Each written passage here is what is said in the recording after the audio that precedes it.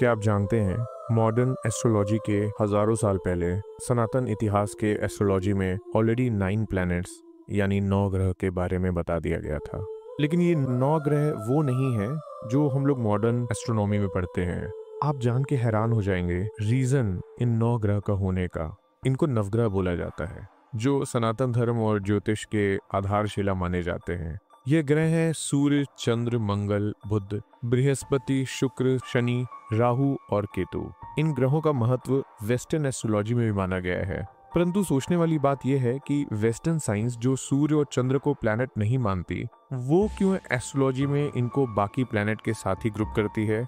क्या western science ने recent centuries में कुछ ऐसी थ्योरीज की खोज की है जो हमारे सनातन धर्म में हमेशा से थी? क्यों माना जाता था अर्थ को यूनिवर्स का सेंटर, और कैसे ये साइंस हमारे डेली लाइव्स और नेचर को अफेक्ट करती है? इस वीडियो के अंत तक आपको एक इंटरेस्टिंग फैक्ट भी पता चलेगा कि राहु और केतु को हम लोग प्लैनेट मानते क्यों हैं और क्यों चांद को भी 9 प्लैनेट्स में माना गया है। आज से कई सेंचुरीज पहले जब ये माना जाता था कि अर्थ एक फ्लैट स्टेबल ऑब्जेक्ट है स्पेस में, और जब टेलीस्कोप्स नहीं थे, तब हमारे पास स्पेस और एस्ट्रोनॉमी को समझने के लिए एकमात्र उपाय ऑब्जर्वेशन था। हम स्पेस के विजिबल ऑब्जेक्ट्स को अपने नेकेड आई से ऑब्जर्व करते थे और उससे रिलेटेड थ्योरीज देते थे। Around 2nd century before Christ में ऐसे ही एक Greek astronomer the Claudius Ptolemy ने, जिन्होंने जियोसेंट्रिक थ्योरी को प्रपोज किया था, जिसके अकॉर्डिंग अर्थ यूनिवर्स का सेंटर है और अन्य सभी ऑब्जेक्ट जैसे सन, मून आदि अर्थ के अराउंड रिवॉल्व करते हैं। उस समय इस थ्योरी को सभी ने अपना लिया था क्योंकि ये जनरल कंसेंसस के साथ सिंक में थी। फिर लगभग 1400 साल के बाद निकोलस कोपरनिकस, जिन्होंने हेलियोसेंट्रिक थ्योरी दी, जिसके अकॉर्डिंग 2 बातें बोली गई। पहला ये कि अर्थ या सन या ऐसा कोई भी ऑब्जेक्ट पूरे यूनिवर्स का सेंटर नहीं है, हम केवल एक छोटा सा भाग हैं एक अत्यंत बड़े यूनिवर्स का। दूसरा ये कि अर्थ के अराउंड सन नहीं, सन के अराउंड अर्थ और अन्य प्लैनेट रिवॉल्व करते हैं। इस थ्योरी को स्टार्टिंग में लोगों ने अपनाने में झिझक दिखाई, लेकिन कुछ और डिकेड्स बाद जब टेलीस्कोप का आविष्कार हुआ और हमने स्पेस को क्लोजली ऑब्जर्व किया, तब सबने ये माना कि ये थ्योरी सही है। परंतु सनातन धर्म में कभी ऐसा कोई कंफ्यूजन नहीं रहा। सनातन ने सदैव ही सूर्य को centre of the solar system माना है, जिसके रिटन रिकॉर्ड्स भी मिलते हैं। सनातन ने आरंभ से ही एस्ट्रोलॉजी और एस्ट्रोनॉमी को एक साथ स्टडी किया, क्योंकि हम ये जानते थे कि स्टार्स, कॉन्स्टलेशंस और प्लैनेट्स का हमारी डेली लाइफ्स पर बहुत अत्यधिक प्रभाव पड़ता है। इसलिए हमारे एंशिएंट ऋषियों ने इतनी डिटेल स्टडी की इस टॉपिक पे कि वे समझ गए कि हम सब सूर्य के अराउंड रिवॉल्व करते हैं। इवन उन्होंने हजारों साल पहले अर्थ सूर्य के अराउंड सर्कुलर नहीं बल्कि इलिप्टिकल पाथ पे रिवॉल्व करता है ये भी ढूंढ लिया था। और सूर्य चंद्र के हमारे नेचर, हमारे वेलबींग पे इतने गहरे प्रभाव के कारण ही मॉडर्न वेस्टर्न साइंस के मेजर्स के अकॉर्डिंग उनके प्लैनेट ना होते हुए भी उनके नवग्रह में इंपॉर्टेंट मेंबर्स माना गया है। कोई भी मेजर कथा के पहले इन नवग्रहों को जरूर याद और सम्मान दिया जाता है। आइए अब समझते हैं कि कैसे नवग्रह हमारी एस्ट्रोलॉजी को शेप करते हैं।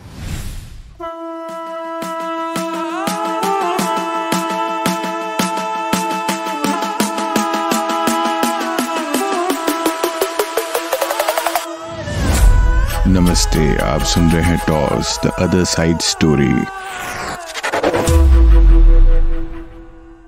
सूर्य नवग्रहों का प्रमुख है। सूर्य ये अर्थ पे एनर्जी और लाइफ का एक मेजर सोर्स है जो प्रकाश और ऊर्जा देता है। सूर्य, जिसको आदित्य भी कहते हैं, सूर्य को सत्य और शक्ति का प्रतीक माना जाता है। हिंदू धर्म के अनुसार सूर्य को घोड़े खींचते हैं जो सप्तऋषि का प्रतीक है। सूर्य को प्रत्यक्ष देवता माना गया है क्योंकि उनका दर्शन हर दिन होता है और सूर्य के मंथन से हर प्रकार के रोग से मुक्ति मिलती है। चंद्र यानी मून हिंदू ज्योतिष और धार्मिक विचारों में एक अत्यंत महत्वपूर्ण ग्रह है चंद्र।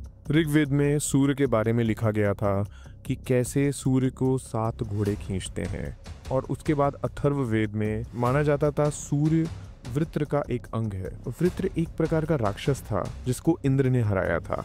अवित्र के कारण ही धरती पर सूखा पड़ता था। ये दर्शाता है कि लोगों को अंदाजा हो गया था सूर्य के नेचर का हजारों साल पहले।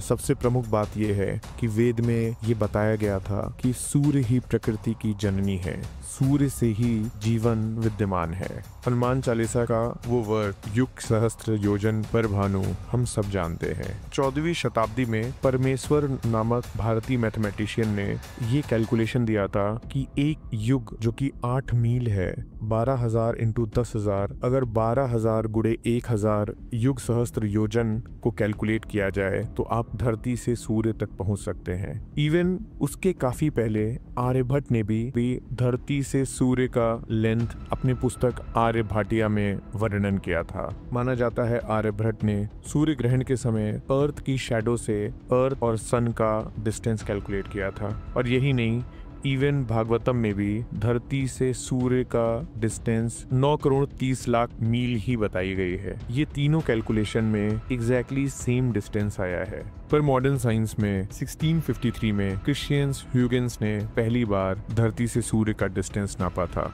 आइए अब चंद्र के बारे में जानते हैं। चंद्र यानी मून सनातन ज्योतिष और धार्मिक विचारों में एक अत्यंत महत्वपूर्ण ग्रह है। अगर आप हल्का फुल्का भी इंडियन एस्ट्रोलॉजी के बारे में जानते हैं तो आपको पता चलेगा कि इंडियन एस्ट्रोलॉजी में एक महीने को 28 डेज में बांटा गया है। उसको लूनर मंथ माना जाता है और एक्चुअली में बोला जाए तो लूनर मंथ से कैलकुलेट करने पर वेदर और क्लाइमेटिक प्रेडिक्शन बेस्ट आते हैं। चंद्र का प्रभाव हमारे मन और व्यवहार को प्रभावित करता है और ये हमें हमारे अंतरात्मा के साथ जुड़ने का एक रास्ता दिखाता है। चंद्र को सोम भी कहा जाता है और यह अमृत का प्रतीक है।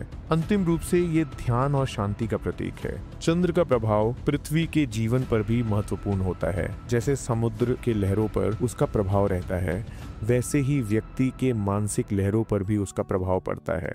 चंद्र का सबसे प्रभावित करने वाला क्षेत्र व्यक्ति के मन और भावनाओं का है। ज्योतिष में कहा जाता है कि चंद्र की स्थिति हमारे मानसिक स्वास्थ्य को दर्शाती है। जब चंद्र की स्थिति अच्छी होती है तो व्यक्ति का मन शांत और सुखद रहता है और अगर चंद्र का प्रभाव असंतुलित होता है तो व्यक्ति भावनाओं में उथल पुथल और मानसिक तनाव का सामना कर सकता है। भारत के पुराने मैथमेटिशियन ने भी चंद्र के रोटेशन का गुणा कर लिया था। सूर्य सिद्धांत में इवन ये तक बताया गया था कि चंद्रमा एक महायुग में कितनी बार रोटेट करता है। 21st सेंचुरी में कई रिसर्च पेपर आपको मिलेंगे जिसमें बताया गया है कैसे मून का ग्रेविटी जैसे सागर की लहरों को इम्बैलेंस करता है, वही आपके मन के भी केमिकल्स को इम्बैलेंस करता है।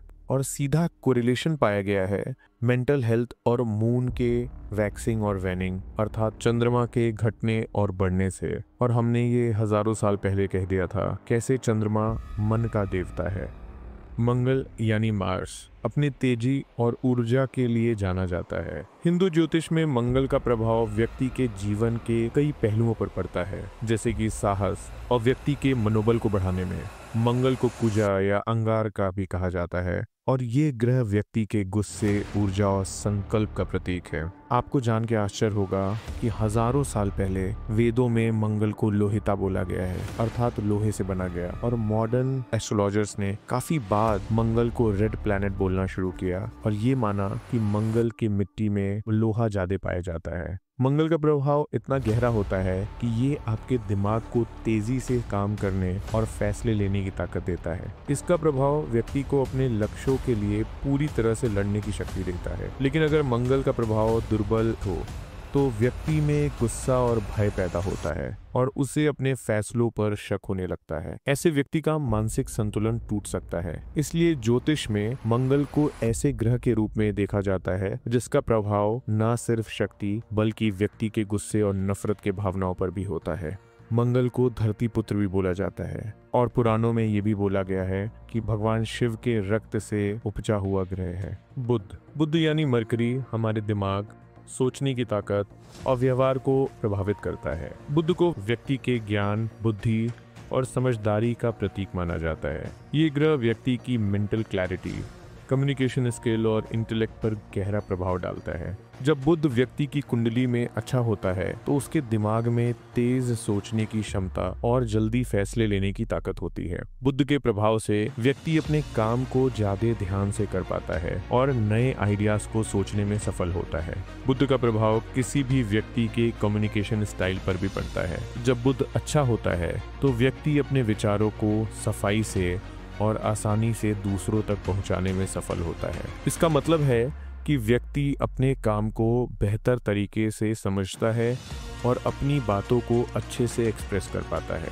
बुध का प्रभाव व्यक्ति को अपने करियर और पर्सनल जिंदगी में भी अच्छा बनाता है, क्योंकि ये उसकी कम्युनिकेशन और रिलेशनशिप स्किल को सुधारता है। लेकिन जब बुध व्यक्ति की कुंडली में दुर्बल होता है तो उसका प्रभाव निगेटिव हो सकता है। ऐसे में व्यक्ति को अपने फैसलों को समझने में मुश्किल होती है और वो अपने विचारों को दूसरों तक आसानी से नहीं पहुंचाता। बुध को एक चंचल ग्रह भी माना जाता है। ये कभी ज्यादा तेज होता है तो कभी धीरे चलने लगता है। इसका प्रभाव व्यक्ति के जीवन में कई बार अप्स एंड डाउन लाता है।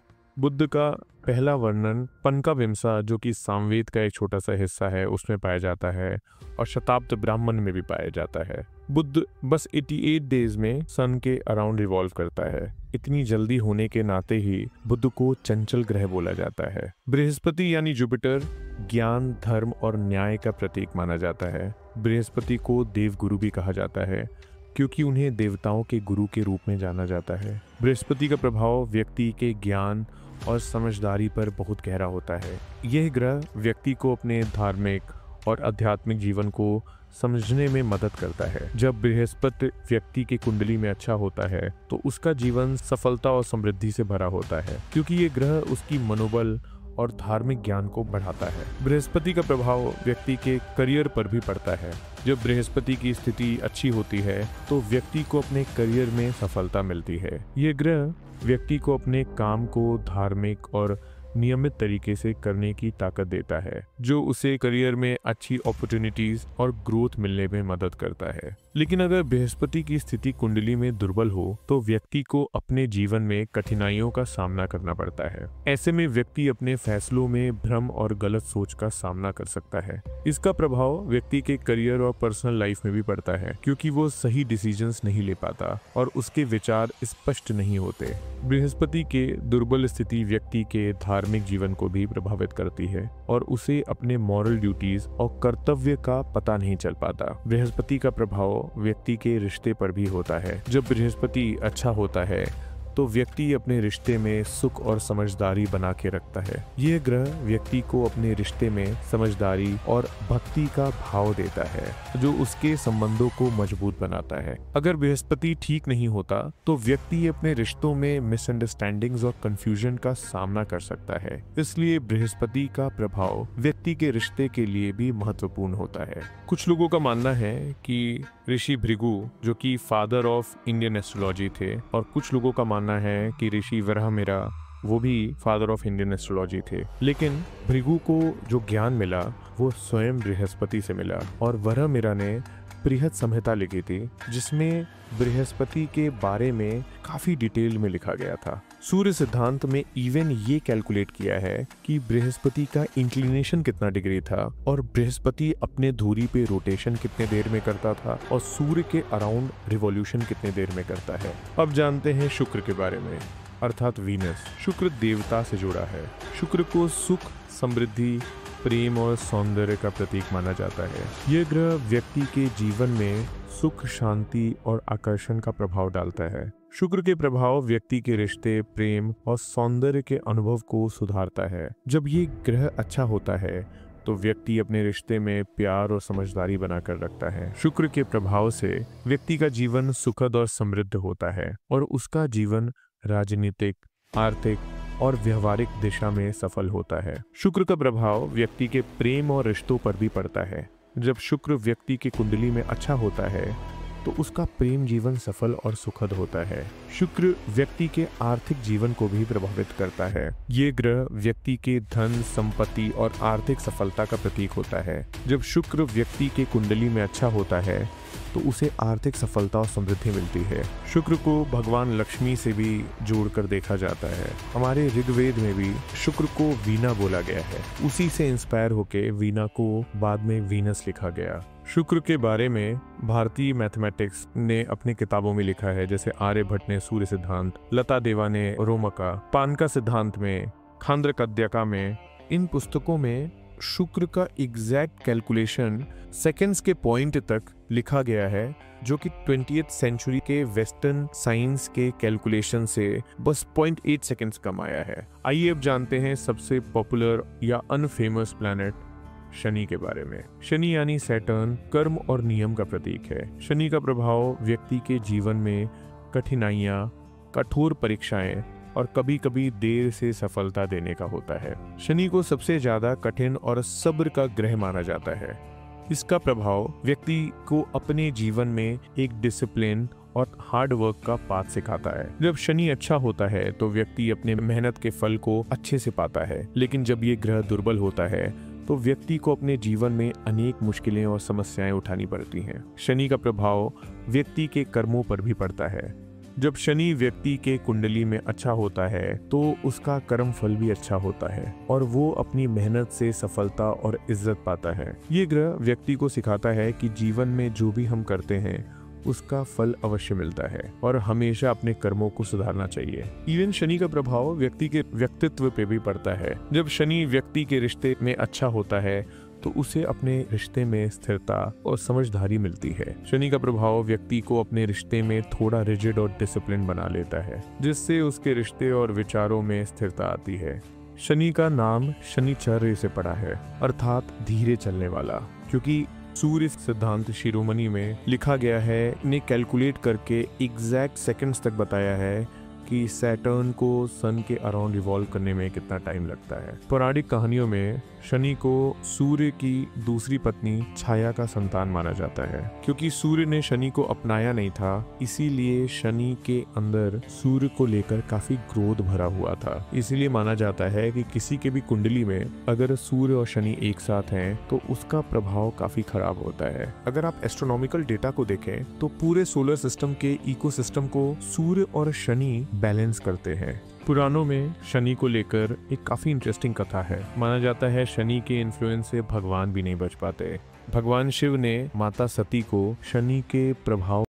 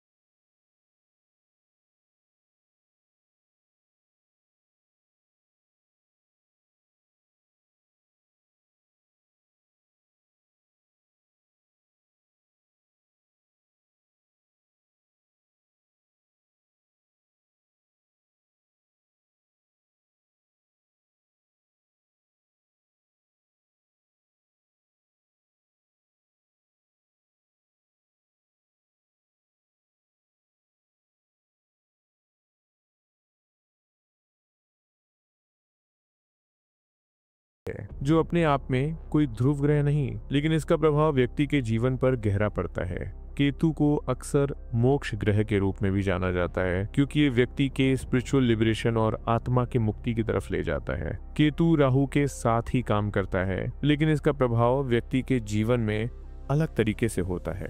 केतु का प्रभाव व्यक्ति को अपने आत्मा से जुड़ने, अपने जीवन के उद्देश्यों को समझने और स्पिरिचुअल ग्रोथ में मदद करता है। केतु को अक्सर निराकार और आध्यात्मिक ज्ञान का प्रतीक माना जाता है। जब ये ग्रह व्यक्ति के जीवन में असर डालता है तो यह उन्हें अपने पुराने भावनाओं और दुनिया के वासनाओं से मुक्ति दिलाने की कोशिश करता है। केतु के व्यक्ति को दुनिया के मटेरियलिस्टिक चीजों से दूर करने और उसके अंदर के सच्चाई को समझने में मदद करता है। जब केतु का प्रभाव व्यक्ति के जीवन में कमजोर होता है तो उसे अपने आप को समझने और अपनी स्पिरिचुअल जर्नी को शुरू करने में कठिनाई होती है। केतु का प्रभाव कभी कभी व्यक्ति को दुनिया के साथ समझदारी से नहीं जुड़ पाने की स्थिति में डाल देता है। इसका प्रभाव व्यक्ति के मन, आत्मा और शरीर पर भी पड़ता है। माना जाता है राहु और केतु एक नाग दैत्य स्वरभनु के सर और पूंछ थे, जिनको भगवान विष्णु ने बीच में से काट दिया था। जब धरती की ऑर्बिट सन के अराउंड को इंटरसेक्ट करती है, उसको राहु और केतु बोला जाता है। जब नॉर्थ में होता है तो सोलर एक्लिप्स होता है और साउथ में होता है तो लूनर एक्लिप्स होता है। नासा ने बहुत रिसेंटली माना है कि कई इनविजिबल प्लैनेट्स भी होते हैं, वो प्लैनेट्स जो ऐसे मैटर से बने हैं जिनको हमने डिस्कवर भी नहीं किया है, जिसको डार्क मैटर बोला जाता है। एक काफी पॉपुलर टीवी सीरीज है जिसको कॉस्मोस बोले जाते हैं, जिसमें एग्जैक्टली लिखा गया है उन इनविजिबल प्लैनेट्स के बारे में, जिसको एंशिएंट वैदिक साइंस में हजारों साल से राहु और केतु के नाम से जाना जाता है। यहाँ तक सुनने के लिए धन्यवाद। नमस्ते। आप सुन रहे थे toss the other side story.